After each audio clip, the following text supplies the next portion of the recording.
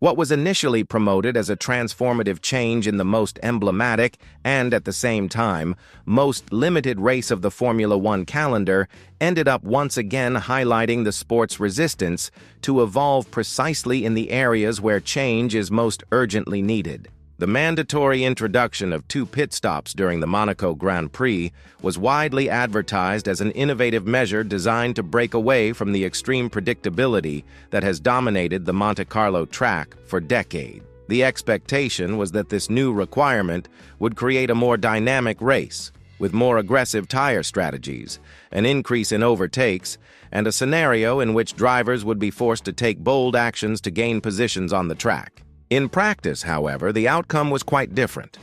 What we witnessed was a race that barely deviated from what we have seen for years. What unfolded in Monte Carlo once again resembled a slow, meticulously calculated parade, where the cars seemed like immobile pieces on a chessboard governed by extremely rigid rules. Overtaking, as is usual on this track, became virtually non-existent. Strategy, which should have been the differential factor of the race, was nullified by the claustrophobic nature of the circuit itself. The lack of space, the width of modern cars, and the extremely tight corners made any significant action physically impossible.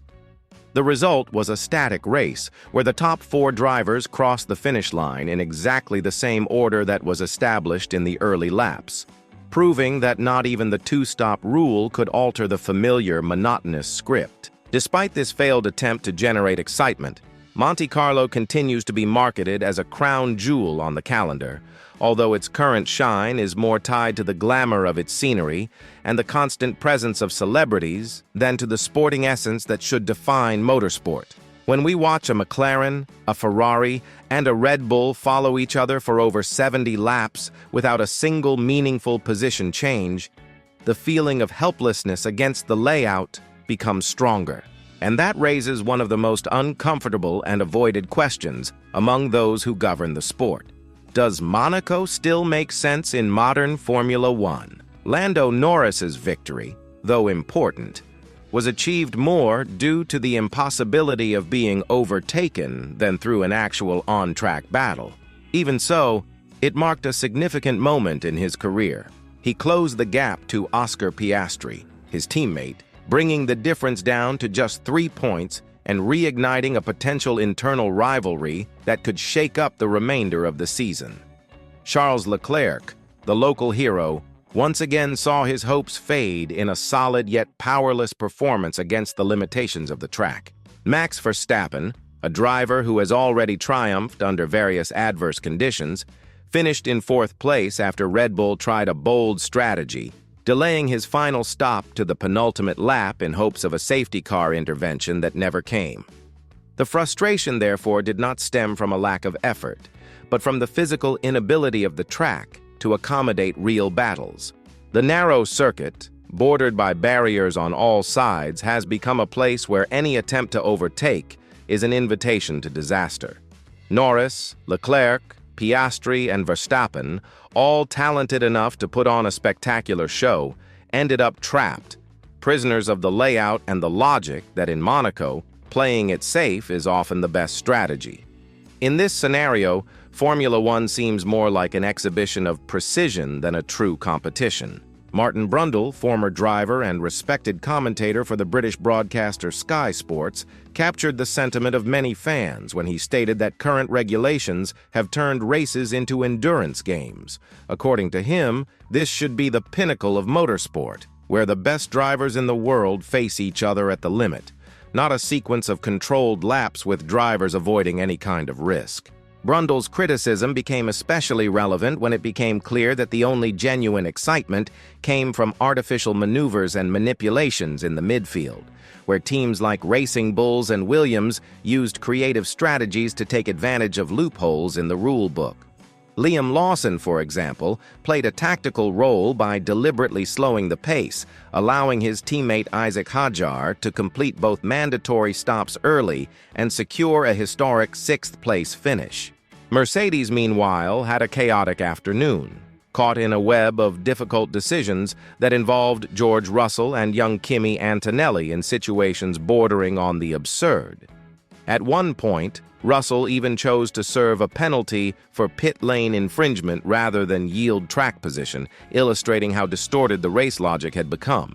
Red Bull, aware that overtaking was not an option, extended Verstappen's tire stint to the final minutes, hoping for a red flag or safety car that could shuffle the field.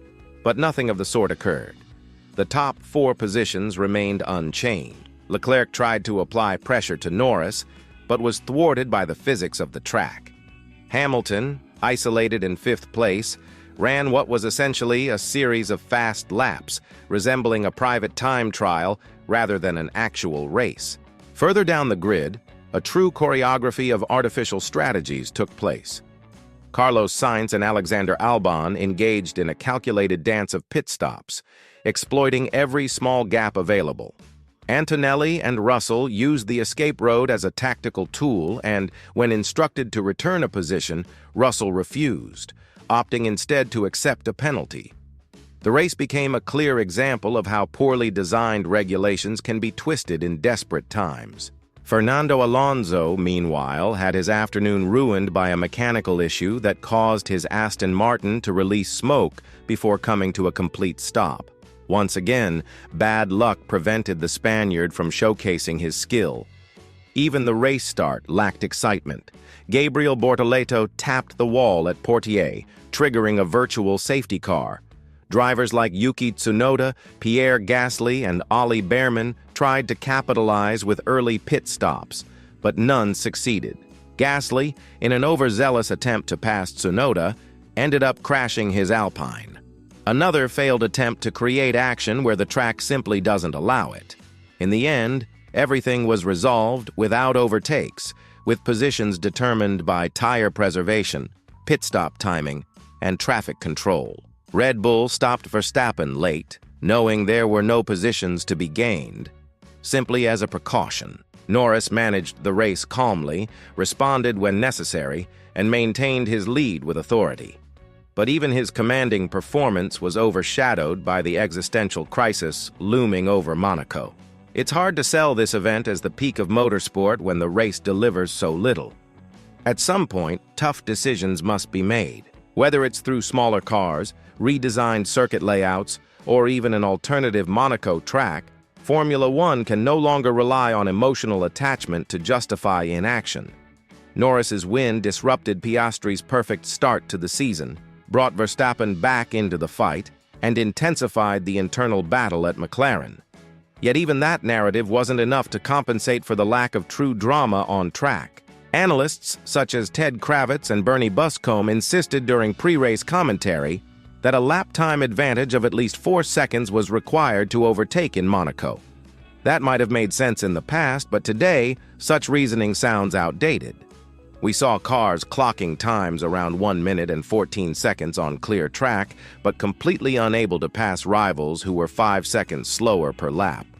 The gap was massive, and still, nothing happened. There were no attacks, no pressure, just a slow parade of those in front.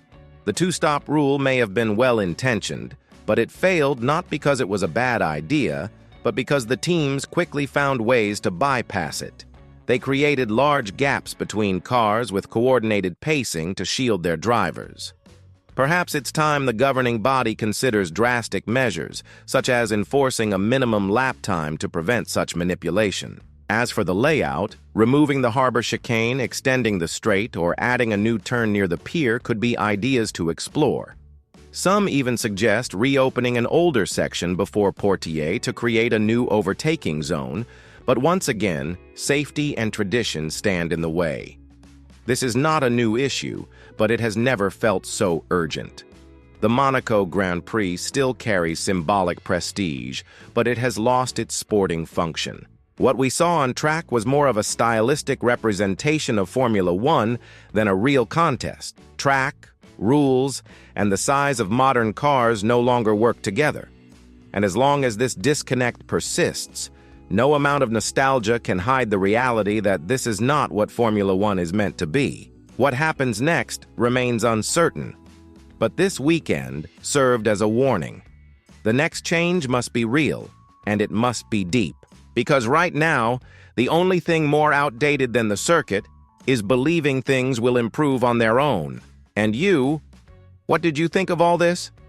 Share your opinion in the comments. And if you enjoyed the video, remember to leave a like and subscribe to the channel for more Formula One content.